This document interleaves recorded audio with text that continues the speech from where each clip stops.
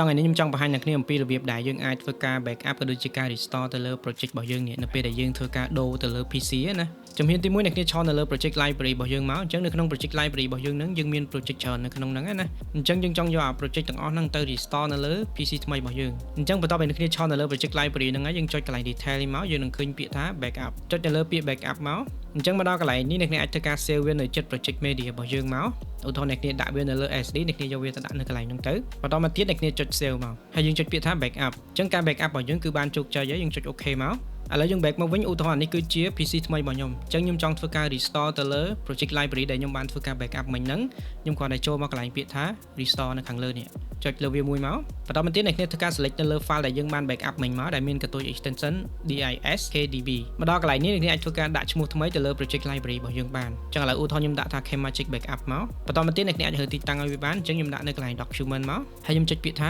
create ចុចពាក្យ restore អញ្ចឹងកន្លែងនេះគឺយើងបាន restore ជោគជ័យហើយអញ្ចឹងយើងចុច OK មកអញ្ចឹងយើងនឹងឃើញ project library របស់យើងដែលយើងបានធ្វើការ restore មកមិញនេះចុចលើនឹងមកយើងនឹងឃើញជាមួយនឹង project របស់យើងនៅក្នុងនេះហើយអូខេអញ្ចឹងរបៀបនៃការ backup ក៏ដូចជាការ restore ខ្ញុំបញ្យល់អ្នកគ្នាប៉ុណ្ណឹងអញ្ចឹងបើអ្នកគ្នាមានចម្ងល់អីបន្ថែមទៀតអាច comment នៅវីដេអូខាងក្រោមហើយយើងជួបគ្នានៅវីដេអូក្រោយ